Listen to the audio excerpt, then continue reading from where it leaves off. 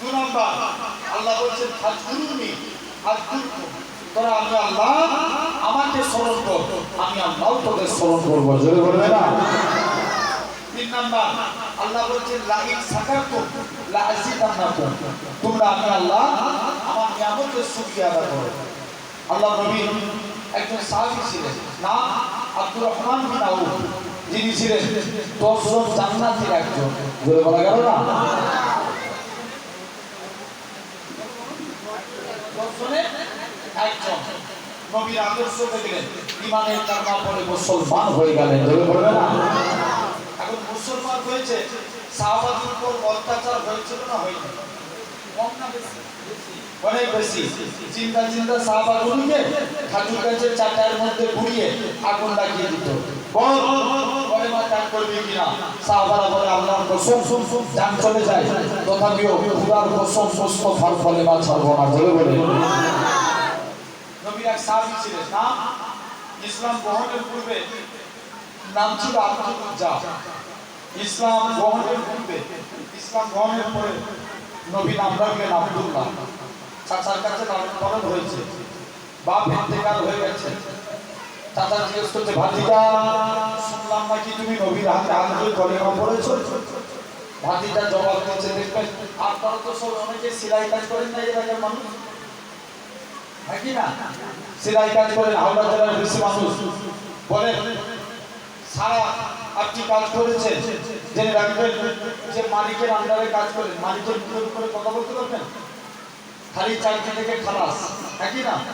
জেনে রেখে দেন। অনুরূপ আব্দুল্লাহ ইমানি পাওয়ার দেখেন। আব্দুল্লাহ বলছেন, চাচা আকাশের সূর্য ওঠা যেমন সত্য কথা, আল্লাহর কসম নবীর হাতে হাত দিয়ে কলেমা পড়েছি, এটাও সত্য।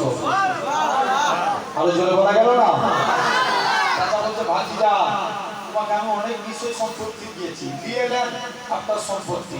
বাবা তুমি যে পরনার কাপড়টা পরে আছো, এটা তো আমার দিয়া, নিয়ে নেন চাচা। পরনার কাপড় খুলে দিয়েছে, লজ্জাস্থান, এটাও তো আমার দিয়া। মুসলমান ঘরের ছেলে মেয়েরা, পাখার তরুণেরা, আল্লাহ নবীর সাহাবী হযরত আব্দুল্লাহ বলেন, চাচা যান ইখলাস করবেন না, দরকার হয় পরে আমি টপল মাল দিয়ে দেব। তবে করোনার কাপড়খানা খুলে নিলেন, নিজের লজ্জাস্থানখানা ঢেকে নিয়ে মায়ের কাছে চলে যায়। ও জনদুঃখী মা, মা গো, ইসলাম মানার জন্য মক্কার কাফেররা আমাকে বস্ত্রহীন করে দিয়েছে। ইসলাম মানার জন্য মক্কার কাফেররা আমার কাছ থেকে বস্ত্র কিনে নিয়েছে। মা তুমি একটা বস্ত্র দাও। মায়ের কাছ থেকে একটা বস্ত্র নিয়ে আল্লাহ নবী হুজরা মুবারকে চলে গেলেন। আসসালাতু ওয়াসসালামু আলাইকা ইয়া রাসূলুল্লাহ হাবিবাল্লাহ।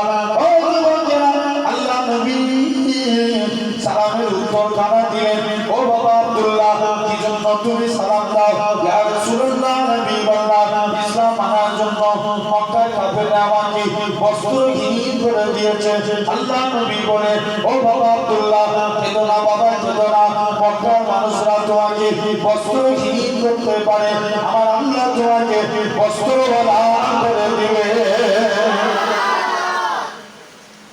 আব্দুর রহমান বিন আউফ এদিকে তিনি মক্কা ছেড়ে হাবশায় চলে গেলেন। হাবশা কি নাম বললাম? জোরে বলো। হাবশা, হাবশায় চলে গেলেন। কিছুদিন পর আল্লাহ রাসূল মদিনায় হিজরত করেছিল না? করেছিল না? নবী মক্কার মানুষদের কাছে চলে গেলেন। মুসলমান ঘরের ছেলে মেয়েরা, পাখার তরুণেরা, মানুষেরা শুনে গেলেন আল্লাহ নবী আমার মক্কার মানুষদের কাছে যায়। এরা যুদ্ধ বলে পূজারীরা, তোমরা আমাকে আমার আল্লাহকে আল্লাহ বলে মেনে নাও, আমাকে নবী বলে মেনে নাও। কেউ নবীর কথা শুনে না। আল্লাহ নবী মনটা মারা করে এক জায়গায় চুপ করে সে বসে আছে। আমার আল্লাহ পাক ডাক দিয়ে বলে, হে আমার হাবিব কি জন্য তোমার মন খারাপ? আমার আল্লাহকে আমার রাসূলুল্লাহ জানিয়ে দেয়, ও আল্লাহ পাক মক্কার মানুষদের কাছে গেলাম, কেউ আমাকে নবী বলে মানলো না, আপনাকে আল্লাহ বলে মানলো না।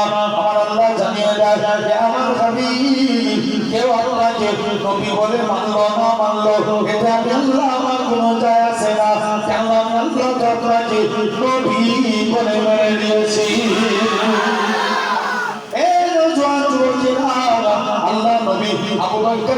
চলে গেলেন। ও বাবা জি আবু বকর, তুমি কি আমি নবী আমার হাতে হাত দিয়ে কলেমা পড়বে? আবু বকর কারো সঙ্গে কোনো কথা না বলে ইয়া রাসূলুল্লাহ ইয়া রাসূলুল্লাহ, হুজুর আপনার হাতটা বাড়িয়ে দেন। আবু বকর ইমানের কালেমা পড়ে মুসলমান হয়ে গেলেন। হযরত আবু বকরকে মক্কার কাফেররা এত মারা মেরেছিল, আবু বকরের গোটা শরীরখানা রক্তাক্ত হয়ে গেছে। আবু বকর বেহুশ হয়ে জমিনে পড়ে আছে।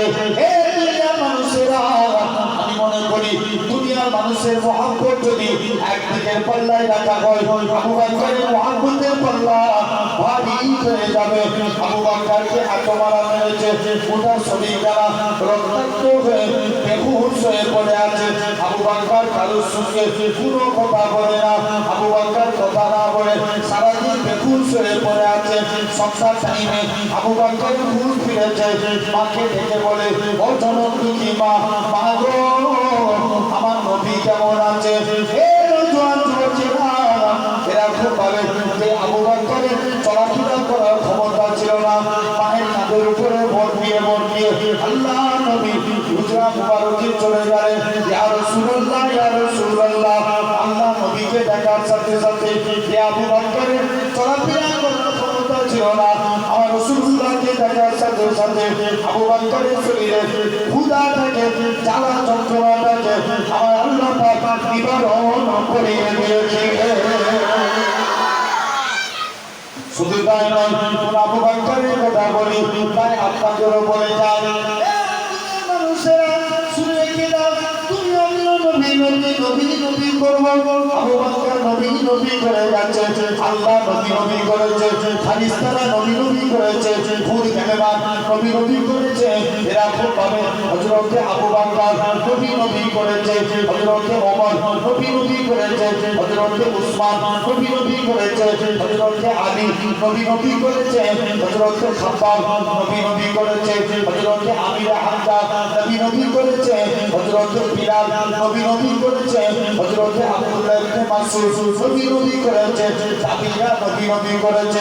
চার ইমামের এক ইমাম ইমামে আজম আবু হানিফা নবী নবী করেছে, ইমাম মালিক নবী নবী করেছে, ইমাম আহমদ বিন হাম্বল নবী নবী করেছে, ইমাম শাফি নবী নবী করেছে, ইমাম ইউসুফ নবী নবী করেছে, ইমাম বুখারী নবী নবী করেছে, ইমাম তিরমিজি নবী নবী করেছে, ইমাম মুসলিম নবী নবী করেছে।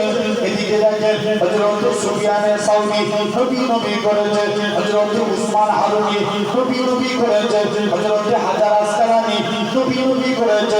খবর নিয়ে দেখেন আপনার এদিকে দেখেন হযরত আব্দুল কাদের জিলানী নবী নবী করেছে, হযরত উসমান হারুনি নবী নবী করেছে, হযরত খাজা গরিবে নওয়াজ নবী নবী করেছে, হযরত কুতুবউদ্দিন বখতিয়ার কাকি নবী নবী করেছে, হযরত নিজামুদ্দিন আউলিয়া নবী নবী করেছে। কলকাতার মানিকতলায় সিরাজে রাসূলের নামা সুবি ফাতেরি ওসি নবী নবী করেছে।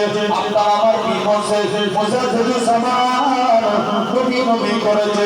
এদিকে দেখেন বড় হুজুর কেবলা নবী নবী করেছে, মেজো হুজুর নবী নবী করেছে, সেজো হুজুর নবী নবী করেছে, বড় হুজুর নবী নবী করেছে, ছোট হুজুর নবী নবী করেছে। পীরাল্লামা সাইফুদ্দিন সিদ্দিকী নবী নবী করেছে, পীরাল্লামা আলিমুল্লাহ সিদ্দিকী নবী নবী করেছে, বসিরাতে আল্লামা হুজুর নবী নবী করেছে, বাকুল শরীফের সুফি আব্দুল মুমিন সাহেব নবী নবী করেছে। এদিকে দেখেন হাওড়া উলুবেড়িয়া হাজী ইসাক সাহেব নবী নবী করেছে, হাফেজ জামালউদ্দিন নবী নবী করেছে, আমাদের মিস্ত্রি হুজুর নবী নবী করেছে। এরা খুব ভাবে ভিন্ন জমিনে আমার নানাজি নবী নবী করেছে। জোয়ান যুবকেরা, তোমার আমার বাপ দাদুরা তারা নবী নবী করে কাটিয়েছে, তাই তোমাদের বলে যারা নবী নবী নবী নবী করো, নবী সৈনিক হয়ে যাও। আল্লাহ পাক দিয়ে বলবে, ও আমার ফেরেশতারা যারা নবী নবী করেছিল এদের নামগুলোকে নবী সিদ্দিকীন সুহাদা সালেহিনদের কাতারে করে দাও। যারা নবী জিকির করতে বলা বান্দাগুলিকে কাল কিয়ামতের ময়দানে আমি আল্লাহ আমার দয়ার জান্নাত দিয়ে দেব।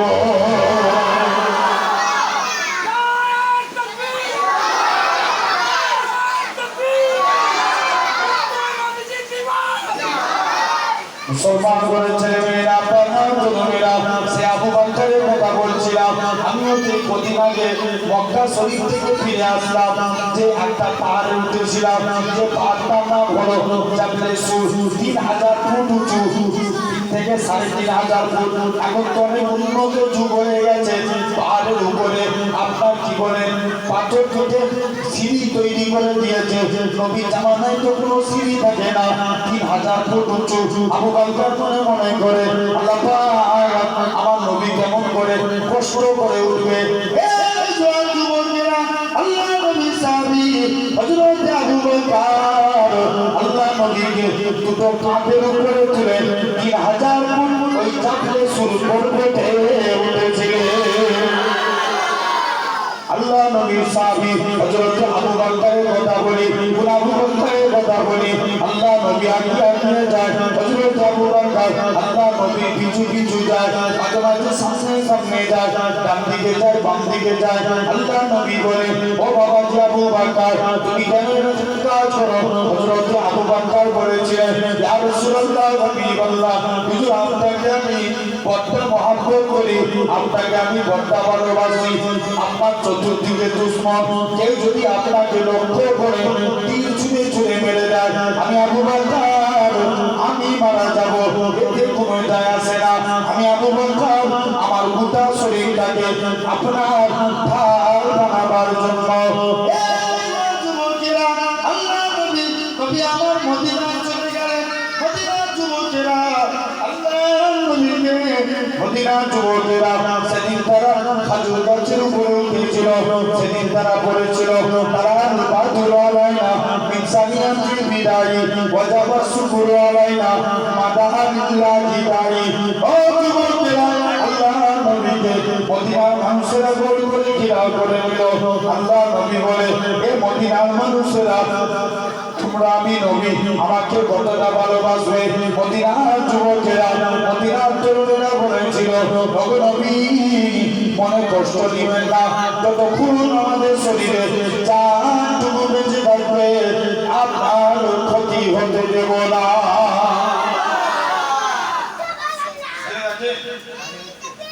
আল্লাহ নবী মদিনায় চলে এসেছেন। আব্দুর রহমান কোথায় গিয়েছিলেন বলেছিলাম,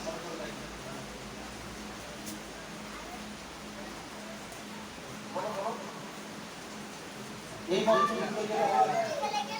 আব্দুর রহমান হাবসায় গিয়েছিলেন। কোথায় বললাম? হাবসা। তিনি হাবসা থেকে মদিনায় চলে এসেছে। আল্লাহ নবী বলছে, আব্দুর রহমান তুমি মদিনায় এসে বাবা বেকার হয়ে গেছো, কেউ তুমি আজকের দিনে বলছো হুজুর আপনি আমার জন্য দোয়া করুন। কে যেন এসে বলছে, আব্দুর রহমান তুমি মদিনায় চলে এসছো, ওদিকে তোমার মক্কার বাড়ি মক্কার কাফের আবু জেহেল দখল করে নিয়েছে। আব্দুর রহমান বলে, এই আমার মক্কার বাড়ি মক্কার কাফের আবু জেহেল দখল করতে পারে, আমি মদিনায় এসে আল্লাহর জান্নাতের বাড়ি দখল করেছি। বলা গেল না? কিসের বাড়ি? জান্নাতের বাড়ি। কোন আব্দুর রহমান যিনি একা হুদাইবিয়ার সন্ধিতে 3 বস্তা সোনা দান করেছেন। বলা গেল না? 3 বস্তা। ইন্তেকালের সময় ছেলেদেরকে ডাকছে, বাবা আমার তো কিছুই নাই, আল্লাহর কাছে কোন মুখ দিয়ে দাঁড়াবো, তবে আমার মরণের সময় তোরা আমার লাশের মধ্যে কাফন পরাবি, বদরের ড্রেসটা পরিয়ে দিবি। কিয়ামতের ময়দানে আল্লাহ যেদিন জিজ্ঞেস করবে, আমি আব্দুর রহমান বদরের ড্রেস দেখিয়ে দেবো, আল্লাহ বদরের যুদ্ধে শরীক হয়ে গিয়েছিলাম। জেনে রেখে দেন, 3টে হয়ে গেল। চতুর্থ নাম্বার, আল্লাহ বলছে তোরা আমার কাছে তওবা চা, আস্তাগফিরুল্লাহ ইন্নাল্লাহা গফুরুর রাহিম। আল্লাহ বলছে তোরা আমার কাছে তওবা চা, আমি আল্লাহ তোদের মাফ করে দেব। জোরে বলো। আমি আমার ভাইগুলোকে বলে যাচ্ছি, শুনছেন? যুবক মুরব্বীদের জন্য ওয়াজ করে গেছে আমাদের বাপেরা, এখন পালা তোমাদের আর আমাদের। জেনে রেখে দেন, রাত্রে যখন শুবে, যখন ঘুমটা আসবে চোখে, ঠিক ওই টাইমে একবার করে তওবা চেয়ে ঘুমাবে। কারা কারা পারবেন হাত তুলে রাখবেন। আল্লাহ দেখছেন, শুধু উঁচুতে করে হাত তুলে দিলে হবে না, পুরো তওবা প্রতিদিন চাইতে হবে। পারবে তো ইনশাআল্লাহ? ইনশাআল্লাহ, আলহামদুলিল্লাহ, আল্লাহ কবুল করে নেন। জেনে রাখবে, এটাই জীবনের শেষ রাত হয়ে যেতে পারে। তুমি যখন ঘুমাবে মনে মনে করবে, আল্লাহ এটাই আমার জীবনের হয়তো শেষ রাত। সকালে যদি আল্লাহ দয়া করে চোখ খোলায়, তবে দুনিয়া দেখবো না, কোথায়? কবর। বুঝা আসছে না? তো আসেন তাহলে আমরা আল্লাহর কাছে খালেস অন্তরে তওবা করব, বলে ইনশাআল্লাহ। আল্লামা রুমি রহমাতুল্লাহ আলাইহি বলেন, মানুষের তওবা কবুল হবে সব তিনটে। এক নাম্বার, যখন তওবা চাইবেন মুখে তওবা করবেন আর মনে নিয়ত করবেন আল্লাহ কবুল করছে। জোর করে বলো না, আল্লাহ কবুল করছে। দুই নাম্বার, আমরা যখন তওবা চাইবো মনে মনে নিয়ত করব যে গুনাহটার জন্য তওবা করছি, মনকে ধিক্কার দেন, আমার দ্বারা এত বড় গুনাহ হয়ে গেল।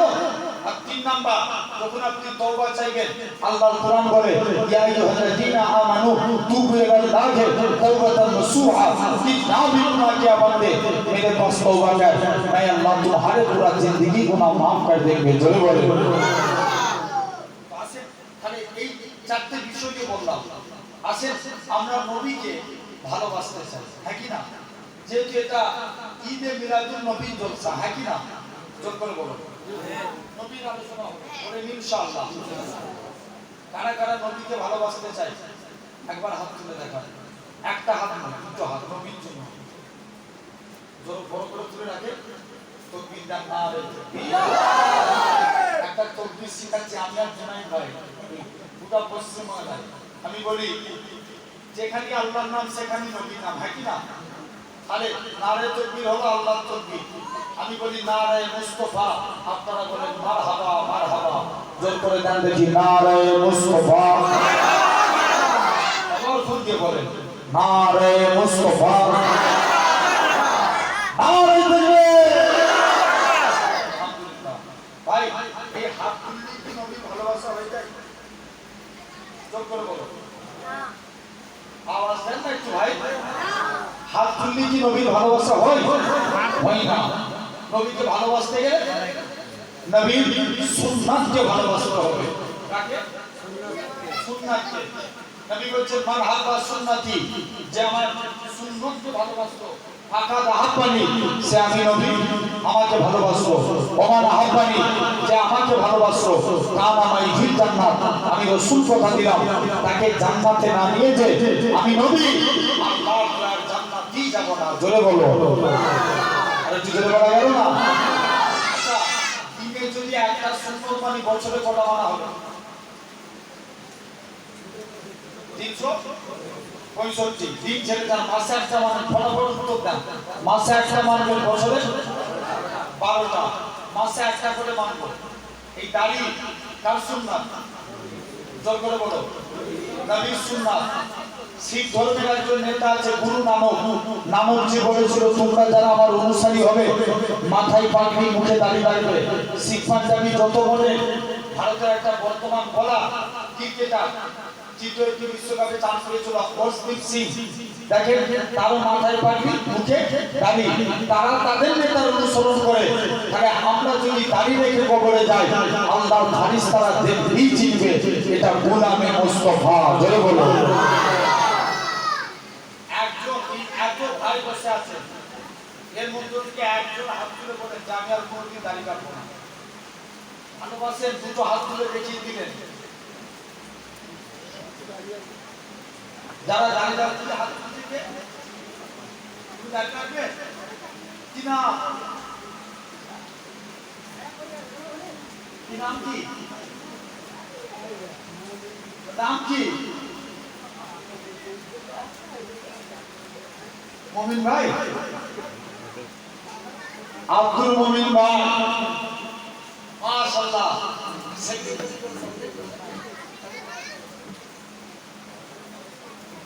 আব্দুল মুমিন ভাই যে মেয়েরা নবীর সুন্নাত দাঁড়িয়ে রাখবে বলেছে, তাকবীর দেন নারে তাকবীর, আরো জোর করে দেন নারে তাকবীর। মুমিন এই আগে শুরু হবে না, মাঝখানে একটুখানি রেখে দিয়ে দাঁড়িয়ে কাঁচি করে কাটবো, উনিয়ে ছেড়ে দিতে হবে, পুরো ছেড়ে দেবো বলে ইনশাআল্লাহ। আল্লাহ কবুল করে নেন, বলেন আল্লাহু আমিন। একটা বলো। দুই নাম্বার, আমরা অনেকে সুদ করি না, হ্যাঁ কি না? কথা বললো তো, কি করি? সুদ করি না, করিনি? করি তো নাকি? যখন সুদ পড়বে কাঁটের উপরে পড়বে। যুবক আসো না, তোমরা স্টাইল দাও, তোমাদের থেকে যারা শিক্ষা নেবে তারাও তোমরা সুন্নতের সওয়াবের হকদার হয়ে যাবে। জোরে বলো, যখনই শুট করবে যদি নিচেই চলে যায় উঠিয়ে দিবে, গাঁটের উপরে রাখবে আমাদের শত নাভি থেকে গাঁট পর্যন্ত। তবে এতদিন শুট করে এসছে, আজ থেকে একটা নিয়মে পড়ে যখন শুট করবেন আগে ডান পা দিবেন। পায়জামা করবেন আগে ডান পা, কোন পা? ডান পা।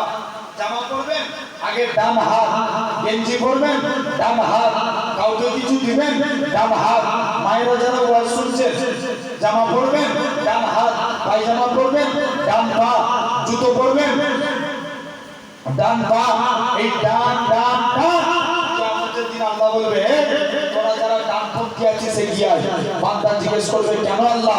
আল্লাহ বলবে যা, আমার মুস্তাফা রাইট সাইডকে ভালোবেসেছে, তোরা আমার নবীর সুন্নাত মেনেছিস, আমি আল্লাহ তোদের নাজাত দিয়ে দিলাম। জোরে বলো। ব্যান্ডের ফাটানো আওয়াজ মতো আর একটু জোরে বলো। কোন দিকটা মানার জন্য? এটা কোনো চাপের কাজ? এই জোরে বলো না। আন্দোলন মানুষ এটা চাপের কাজ? আজকের পর থেকে যখনই জামা পরবো ডান সাইড দিয়ে, পারবেন তো? আল্লাহকে সাক্ষী রেখে আরেকবার হাত তুলে বাঁধা করেন, তারা পারবে নারে তাকবীর। আলহামদুলিল্লাহ। জেনে রেখে দেন, দুটো আলোচনা হয়ে গেল। 3 নাম্বার, আমরা অনেকে ভাত খাই না, যখন ভাত খাবেন মাকে যে বলবেন মা আমাকে দস্তরখান পিছিয়ে ভাত দাও। যাদের বিয়ে হয়ে গেছে স্ত্রীকে যে বলবে স্ত্রী আমাকে দস্তরখান পিছিয়ে ভাত দাও, নচেত আমি ভাত খাবো না। জানবেন দস্তরখান পিছিয়ে ভাত খাওয়া সুন্নাতে রাসূল। আল্লাহ নবী একদিন আনাসকে ডাকছে, বাবা আনাস আমি নবী, আমার কাছে শুনুন। যে রাসূলুল্লাহ কাছে ডাকলেন, নবী কিছু খেয়ে আনাসের দস্তরখানে হাত মুছেছেন। কার দস্তরখানে? জোরে বলো। হযরতে আনাসের দস্তরখানে হাত মুছেছে। আল্লাহ নবী বলছে বাবা আনাস যাও তুমি চলে যাও। হযরতে আনাস চলে গেছে। আনাস বলে আল্লাহর কসম আমি দস্তরখান কোনদিন পানি দিয়ে ধুতাম না, যখনই ময়লা হতো আগুনে ফেলে দিতাম। আচ্ছা বলুন তো বাপ, আগুনে কাপড় ফেললে কি হবে? পুড়ে যাবে না? আনাস বলে আমি দস্তরখান কোনদিন পানি দিয়ে ধুতাম না, যখনই ময়লা হতো আগুনে ফেলে দিতাম, আগুন থেকে কাপড় তুলে নিতাম, দস্তরখান পরিষ্কার। সাহাবারা বলে আনাস তুমি এই জাদু শিখলে কোথায়? আনাস বলে সাহাবা চুপ, এটা জাদু না, এটা মুস্তাফা নবীর হাতের ছোঁয়া। আরো জোরে বলা গেল না? তাহলে এগুলো তো জীবন দশায় ঘটেছে। আল্লাহ নবী ইবনে আব্বাসকে ডাকছে, বাবা আব্বাস যাও না, দূরে কিছু ঝাউ গাছ আছে, ওই গাছগুলিকে আমি নবী আমার কাছে দেখে গিয়েছো, তাদেরকে একটু পর্দা করতে বলো। পর্দা, পর্দা বুঝেন তো? মেয়েরা কিসে থাকে? পর্দাতে। পর্দা করতে হবে, আমি নবী ইস্তেঞ্জা করব। গাছ আসবে, ইবনে আব্বাস গাছের কাছে চলে গেল। মুসলমানদের ছেলে মেয়েরা মেয়েরা আল্লাহ নবী সাহাবী হযরত ইবনে আব্বাস রাদিয়াল্লাহু তাআলা আনহু আমার কাছে কাছে যায়, এই কাছে সাজার তোমাকে বিশ্ব নবী ডাকে। প্রথমবার যখনই বলে কাছে ডালগুলো নাড়া দেয়, পাতাগুলো নাড়া দেয়, দ্বিতীয়বার বলে তোমাকে আল্লাহ নবী ডাকে, দ্বিতীয়বার গাছের ডালগুলো নাড়া দেয়, তৃতীয়বার বলে তাকে না সৃষ্টি করলে আল্লাহ পাক কুল কায়নাত সৃষ্টি করতেন না, সেই নবী তোমাকে ডাকে। ওই গাছগুলো মাটি পা করে আমার রাসূলুল্লাহর প্রথমে কাছে হয়ে যায়। গাছগুলো এসে একের পর এক এসে জড়ো হয়ে গেল। আল্লাহ নবী সামনে পর্দা করে দিলেন, নবী আমার ইস্তেঞ্জা করলেন। ইবনে আব্বাস বলে আল্লাহ নবী বলে ও বাবা আব্বাস চলে যাও গাছগুলোকে আবার নিজের জায়গায় পাঠিয়ে দাও। হযরত আব্বাস বলে এই গাছ সাজাও, তুমি আবার নিজের জায়গায় চলে যাও। গাছগুলো আবার নিজের জায়গায় চলে যায়।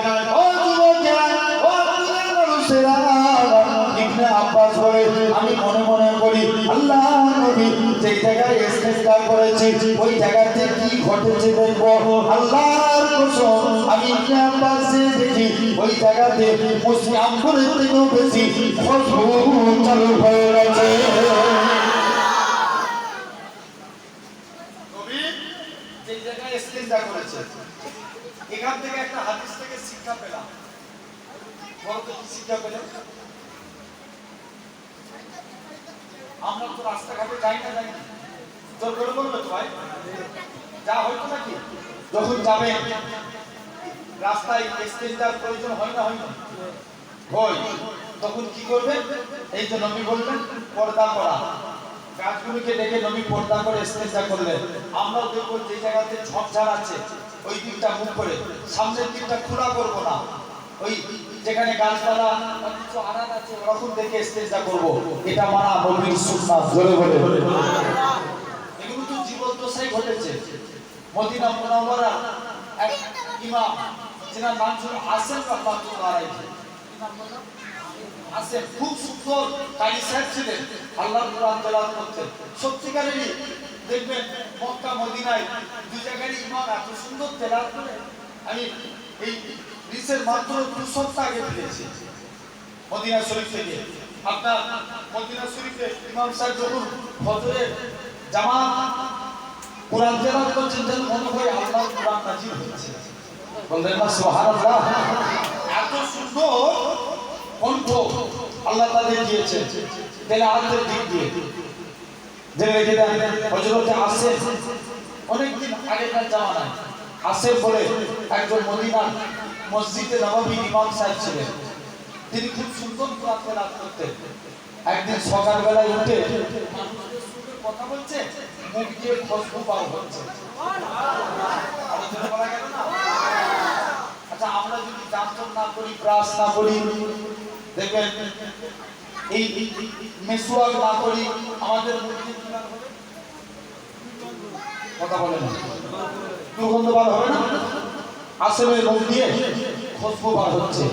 সবাই মিলে ধরে যাচ্ছে, তোমার মুখ দিয়ে এত খুশবু বার হয় কেন? আসেফ বলছে, না আমি পরে বলবো, না তোমাকে আজকেই বলা লাগবে।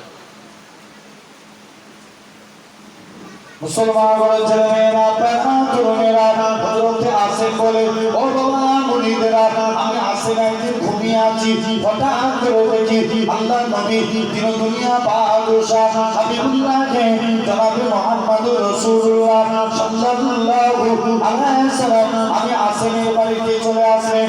আমি আসেফ আল্লাহ নবী সম্মানে দাঁড়িয়ে বললাম, আল্লাহ নবী বললেন, ও বাবা আসেফ, তুমি আমি নবী আজকের দিনে আমাকে বাবা কি জন্য এসেছো?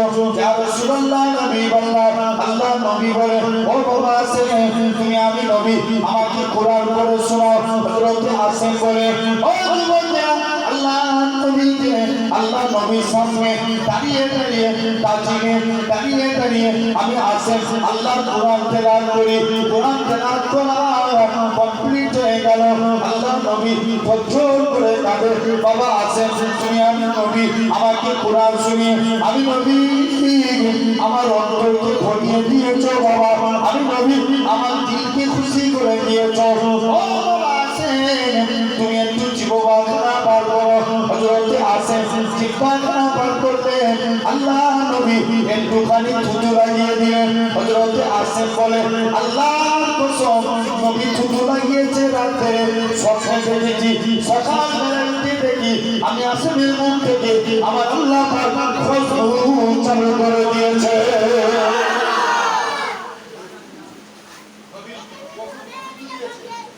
রাতে স্বপ্নে আবার সকালবেলা উঠে দেখে খুশবু বেরোচ্ছে। জোরে বলা গেল না? যে রেখে দেন, তাহলে সেই নবী আমরা একটা একটা করে দিনে যদি মাসে একটা করে সুন্নত মানি ইনশাআল্লাহ। আর নবী বলছে যে আমার একটা সুন্নতকে চিন্তা করলো কিয়ামতের দিন আমি আর সেই ব্যক্তি আল্লাহ জান্নাতে পাশাপাশি থাকবো। জোরে বলবে না?